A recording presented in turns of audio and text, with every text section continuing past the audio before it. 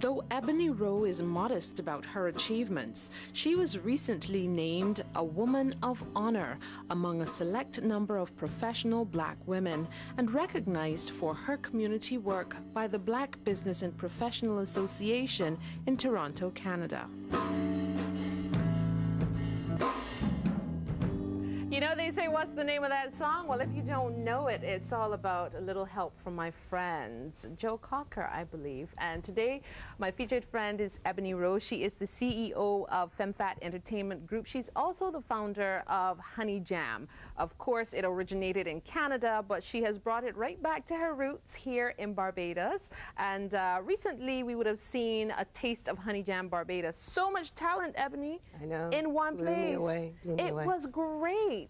Pablo Dante's restaurant would have been the scene for that Taste of Honey Jam Barbados recently.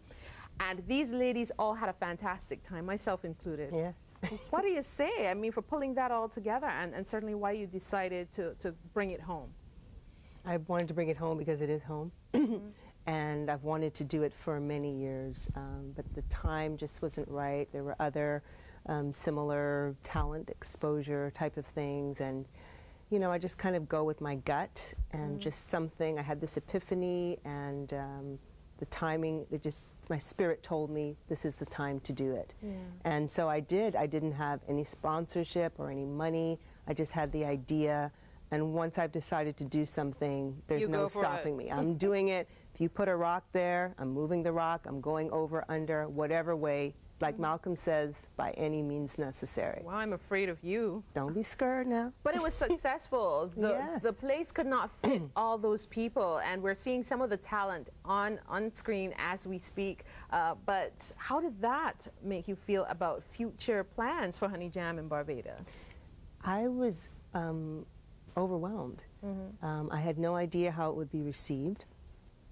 It was the first time I'd ever done an event that was just my event in Barbados, and they had not really heard of it before, and people can be a little cliquey, a little, what's that about, and unsure. But people came out in droves. They loved the concept. They loved the idea of giving new young talent exposure, and they loved that the girls were cute. Yes.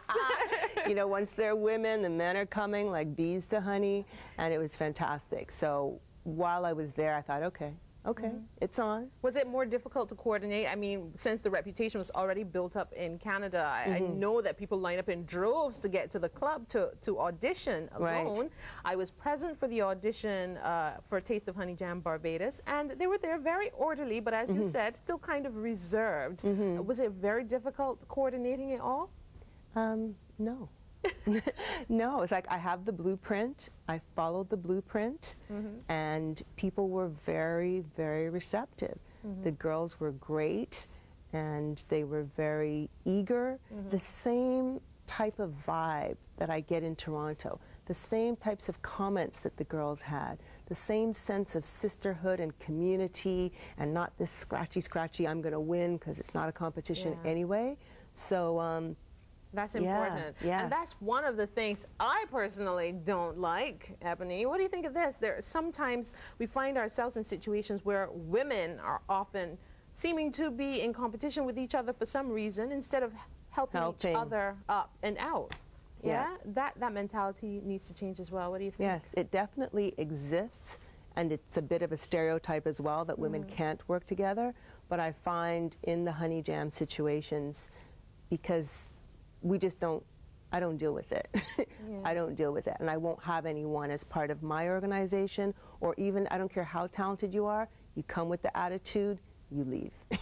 So I just don't stand for it. She is not messing around. So that is the way I am trying to be the change in not accepting it. And I think there's not enough of people holding people accountable and just not accepting bad behavior. They say evil flourishes when good people do nothing. I intend to do something. I like the sound of that. Yeah. You've done a lot, though, and you've even been awarded for it. It's always great when, while you're alive and well, you can see that your hard work is being acknowledged. You've received several awards for your charitable work.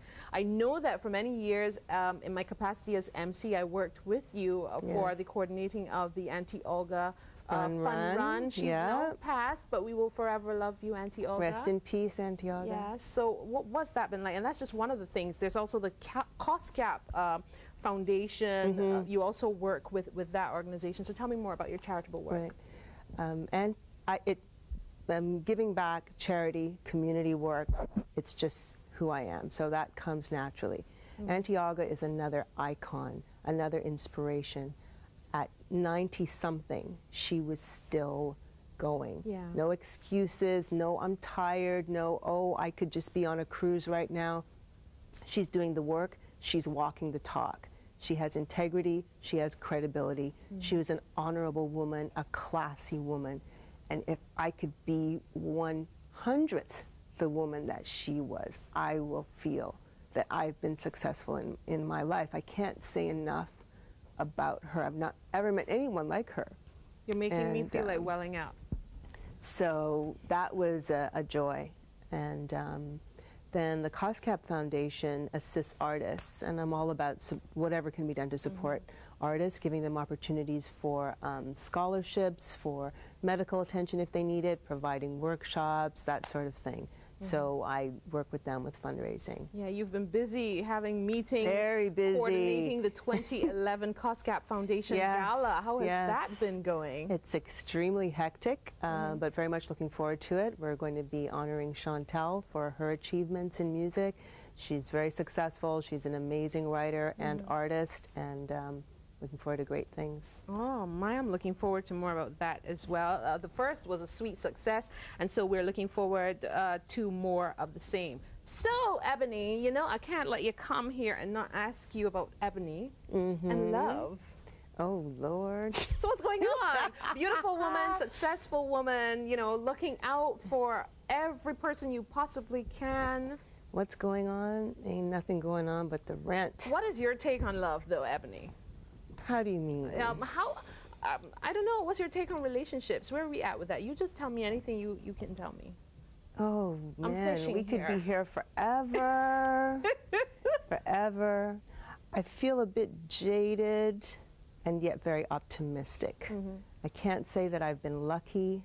I'm not sure why I keep drawing certain types of crazy, jealous, insane, insecure, mama's boy type of men. You know. All that? All of that. And no chips. Wow. Yeah. So I'm a challenge as well. Okay. As many would tell you. Okay. Well, tell me what you would like. What is the ideal partner in life for Ebonnie? Okay. Well, I can tell you what it's not. Being the woman you are. I'm not about, you know, he's got to have a house in St. James and he's got to make $1 million or any of that kind of stuff. Right. But it would be preferable if he was not living with mom and he had cut that umbilical cord.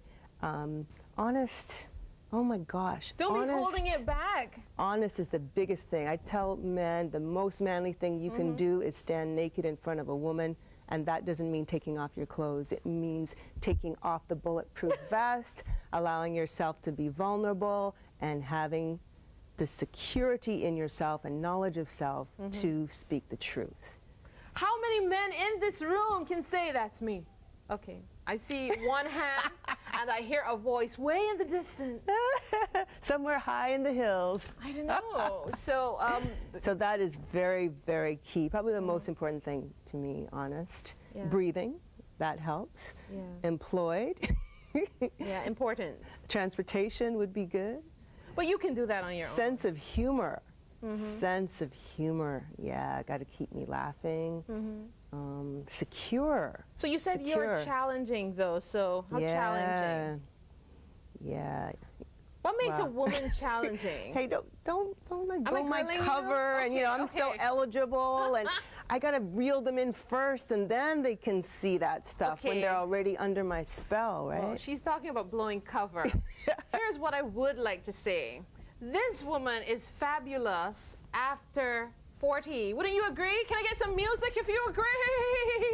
Where's the music? Where's the music? Look at her blowing bubbles on the beach. I'm expecting that music any minute now. Let me show you how fabulous she is. Take a look at this. 40 something. I'm not saying anything else, but that's Ebonnie. Why? I don't know how challenging you could be, Ebony. So let's talk. Well, you're going to find out right about now, Cassandra, because, you know, libel is a serious thing, and I don't even know who you're talking about with that 40-something stuff. Come on, I thought this show was called CC and Friends. You're still my friend? Where is the music? Yeah! I'm getting a little help from my friends. Thank you guys. Really, really, really sweet. But you are indeed seriously fabulous. I'm sticking with my story. Fabulous. All right, you stick with that and I'll stick with mine. I'm sticking with that because I want to say that I think that's something you should be absolutely proud of. You look amazing. I want you to talk about balancing it all, balancing life really. How important is the health factor for you? First of all, who told you I had it balanced? You don't? Okay. It is a struggle for me every day, every day.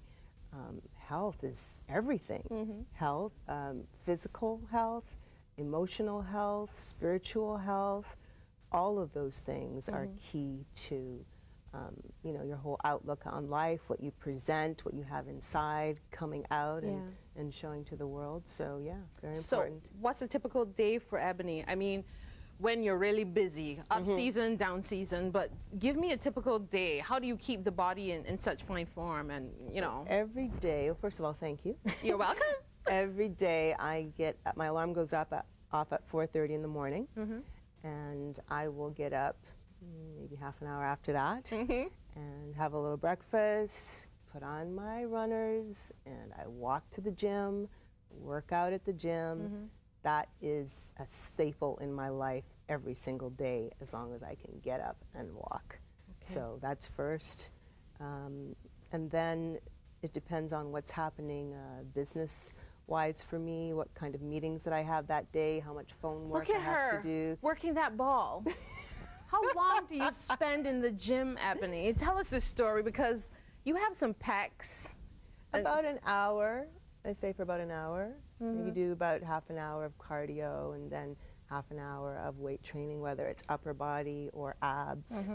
Well, I'm sure that women watching are probably thinking, you know, I want to know the secret.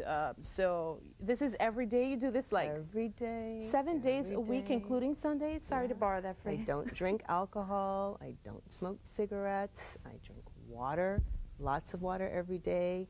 I have my last meal at least 3 to 4 hours before I go to bed. You know, try to cut down on meat as much as possible.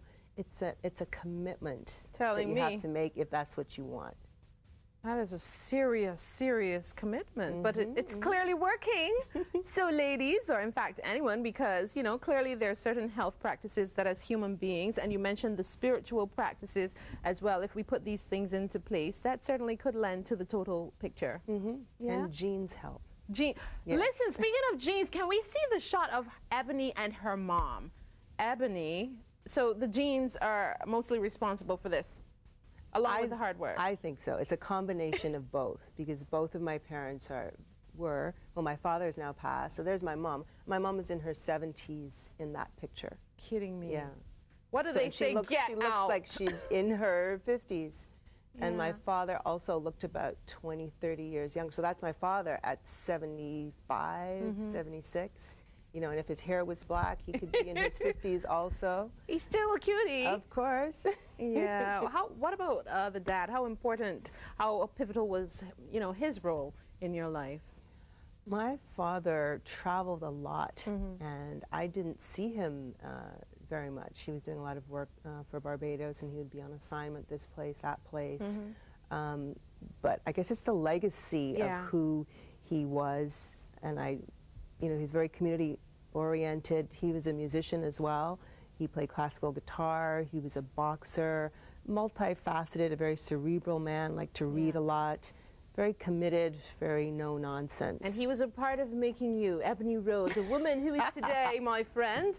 I want to say a big thank you again for joining us on CC and Friends. So much still that we haven't shared about you, but we're looking forward to what is to come with certainly a taste of honey jam. When's the next one in Barbados? I'm looking at later on this year, trying to get some financial support. So, hey, cut the checks and I'll come pick them up. I like it. Ebony, let's groove to the music from the CC and Friends band. Thank you so much. We'll be right back.